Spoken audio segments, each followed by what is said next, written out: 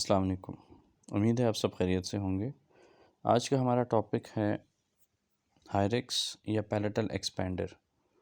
ये एक ऐसी डिवाइस का नाम है जिसको हम पैलेट पे लगा के हम पैलेट की एक्सपेंशन करते हैं। इस डिवाइस के सेंट्रल पार्ट में एक स्क्रू लगा होता है जो कि आपके तालू के करीब जाके फिट इन होता है, और साइड पे जो मोलर बैंड्स होते हैं वो आपके जो मोलर्स होते हैं उनमें जाके सीमेंट हो जाता है। अक्सर केसेस में ये होता है कि आपकी ऊपर की आर्च थोड़ी सी नैरो होती है as compare to lower arch, तो आपके दांत क्रॉस बाइट में होते हैं। तो क्रॉस बाइट के केसेस में, पोस्टीरियर क्रॉस बाइट के केसेस में ये आइडियल डिवाइस होती है। अब इस पेशेंट को ब्रेसेस लग चुके हैं और उनकी एक्सपेंशन हमने वायर के साथ जितनी कर सकते थे की, लेकिन उसके बावजूद क्रॉस बाइट और क्राउडिंग रिलीफ नहीं हो रही थी। जैसे कि नीचे के दांतों में आप देख रहे हैं क्राउडेड हैं दांत, अपर के दांत भी काफ़ी क्राउडेड थे और क्रॉस बाइट में थे, और हम चाह रहे थे कि पैलेट को एक्सपैंड करके इतनी स्पेस मिल जाए कि हम ये क्राउडिंग भी रिलीव कर दें और पेशेंट की डिज़ायर्ड एस्थेटिक्स भी हम अचीव कर लें। ये सेंटर का जो स्क्रू होता है इसको ऐसे टर्न्स देते हैं और इससे ये फोर्सेस पड़ती हैं और दांत को अक्सर निकाले बग़ैर हम अपने डिज़ायर्ड गोल्स अचीव कर लेते हैं।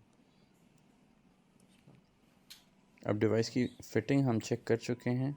उसके बाद इसमें सीमेंट ऐड करके मोलर बैंड्स में हम मोलर्स को पुश देते हैं कि जहाँ पे जो पोजीशन है एग्जैक्ट जहाँ पे लगनी चाहिए डिवाइस, वहाँ पे मटेरियल सेट हो जाए और फिर हम एक्स्ट्रा मटेरियल को रिमूव कर देते हैं। अब ये एक्स्ट्रा मटेरियल रिमूव हो चुका है और आप डिवाइस मुंह में अप्लाई हुई भी देख रहे हैं। फिर पेशेंट को बाइट करा के देख लें कि उनकी पोजीशनिंग ताकि बिल्कुल एक्यूरेट हो जाए। तो ये हमने आज आपको बताया कि हम हायरेक्स की डिवाइस या पैलेटल एक्सपेंडर कैसे अप्लाई करते हैं, और पेशेंट की बाइट ठीक होनी चाहिए, यानी कि दांत जहाँ पे हायरेक्स लगाने से पहले मिल रहे थे बाद में भी वहीं पे मिलने चाहिए। अंदर आपको एक होल नज़र आ रहा है, इस होल को हम ऐसे टर्न्स देते हैं। हर विज़िट में 1 या 2 टर्न्स देने होते हैं। फ़र्स्ट विज़िट में हम इतना टाइट कर देते हैं कि वो पेशेंट को फोर्स फील हो। फिर सेकंड और थर्ड विज़िट से हम 1 या 2 टर्न्स देना शुरू कर देते हैं, और ये टर्न्स पेशेंट ख़ुद भी घर में दे सकता है। और आहिस्ता आहिस्ता जॉ की एक्सपेंशन से पेशेंट का जो प्रॉब्लम है क्राउडिंग है वो सॉल्व हो जाती है। और इस तरह से ये मुंह में नज़र आती है लगी हुई, और इसमें ये जो एरो दिया होता है टुवर्ड्स दैट एरो हमें वो स्क्रू को मूव करना होता है। अब अक्सर लोग ये समझते हैं कि ये डिवाइस जो है सिर्फ बच्चों के ही काम आएगी, यानी कि ग्रोइंग एज में, लेकिन ऐसा नहीं है। एडल्ट्स में भी हम ये डिवाइस लगा सकते हैं। बेसिकली जो अपर जॉ होता है ये 2 बोन्स पे मुश्तमिल होता है। एक मैक्सिलरी बोन होती है राइट साइड की और लेफ़्ट साइड की। इन दोनों के बीच में एक सूचर होता है जिसको हम ओपन करके लाइक एक्सपेंशन से उसको थोड़ा सा ओपन करते हैं, और आहिस्ता आहिस्ता वहाँ पे बीच में बोन फॉर्मेशन शुरू हो जाती है। और ये कोई ऐसा नहीं होता कि हम कोई बिल्कुल एक्सपेंशन इतनी ज़्यादा करें कि ये मिलीमीटर्स में बेसिकली होती है, और 1 या 2 टन से लेस दैन अ मिलीमीटर इसकी एक्सपेंशन होती है।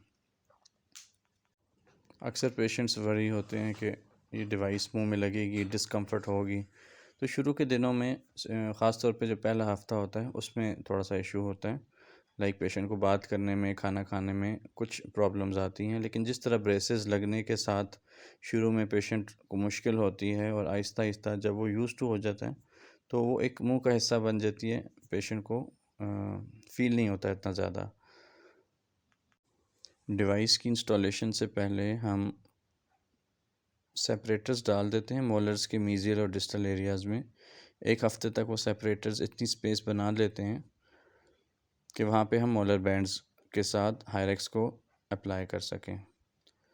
पेशेंट को एहतियात में सबसे ज़्यादा एहतियात यही होती है कि स्टिकी चीज़ें अवॉइड करें, लाइक जेली और चॉकलेट्स और इस तरह की जो स्टिकी चीज़ें होती हैं, जिससे चांसेस ये होते हैं कि डिवाइस डी बॉन्ड हो जाएगी। लेकिन अगर खुदा न खास्ता कभी ट्रीटमेंट के दौरान ये डिवाइस मूव कर जाए, हिल जाए या निकल आए, तो उस सूरत में डेंटिस्ट के पास आप दोबारा जाके ये डिवाइस फिर से सीमेंट करा सकते हैं और ट्रीटमेंट वहीं से कंटिन्यू होगा। ऐसा नहीं है कि अब वो सारा रिलैप्स हो जाएगा। हाँ, डिले इतना नहीं करना कि आपका 2-3 हफ्ते गुजर जाएं और रिलैप्स हो जाए। तो वो डिवाइस दोबारा इंस्टॉल करके हम फिर से उसी तरह से स्क्रू की मूवमेंट शुरू करते हैं ताकि अपनी जितनी हमें एक्सपेंशन चाहिए उतनी एक्सपेंशन मिल जाए। और अक्सर आपने देखा होगा कि जब भी डेंटिस्ट के पास जाते हैं तो स्ट्रेट अवे डेंटिस्ट कहता है कि आपके 4 दांत या 2 दांत निकलेंगे और फिर ब्रेसेस लगेंगी और फिर दांत सीधे होंगे। तो पैलेटल एक्सपेंशन इस मामले में भी हेल्पफुल है कि बहुत ज़्यादा क्राउडिंग हो, यानी कि दांत टेढ़े मेढ़े हों और जॉ में जगह ना हो दांतों को एडजस्ट करने की। तो उस सूरत में ये होता है कि हम जॉ को एक्सपेंड करते हैं पैलेटल एक्सपेंडर से, ताकि जो टूथ साइज़ बड़ा है और जॉ साइज़ छोटा है तो हम जॉ साइज़ को इतना एक्सपेंड कर देते हैं कि दांत निकाले बग़ैर जॉ में इतनी स्पेस क्रिएट हो जाए कि वही दांत एडजस्ट हो जाए।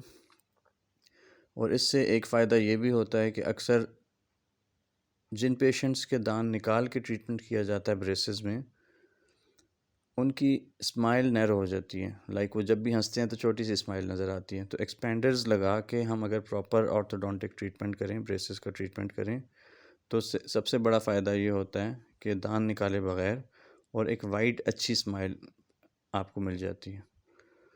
तो ये ऑप्शन लाजमी आप जब भी आप में से कोई भी अपने डेंटिस्ट के पास जाए तो उनसे डिस्कस लाजमी करें कि अगर इस ऑप्शन के ज़रिए उनके जो एक्सपेंड करके दांत निकाले बगैर अगर ब्रेसेस लग सकती हैं तो that would be the better option instead of extracting your own teeth. फिर एक्सपेंडर्स के अलावा भी कुछ ऑप्शंस होती हैं जिसमें हम दांत निकाले बगैर ट्रीटमेंट करते हैं, जैसे कि डेमन ब्रेसेस। अब डेमन ब्रेसेस के बारे में हम एक पूरी वीडियो बनाएंगे और आज के लिए यही हमारा टॉपिक था कि पैलेटल एक्सपेंशन कैसे करते हैं, कौन सी डिवाइस के ज़रिए करते हैं। हम डेमन ब्रेसेस पे भी आगे बात करेंगे इंशाल्लाह अपनी नेक्स्ट वीडियोस पे। और इसी तरह की इन्फॉर्मेटिव वीडियोस अगर आप चाहते हैं कि आपको मिलती रहें तो हमारा चैनल सब्सक्राइब करके और उसको फॉलो करते रहिए और अपनी राय से हमें कमेंट्स में आगाह भी करते रहें कि किस तरह की इन्फॉर्मेशन आपको चाहिए ताकि हम उसके मुताबिक अपनी वीडियोस फॉर्मुलेट करें। अपना बहुत ख्याल रखिए। अल्लाह हाफ़िज़।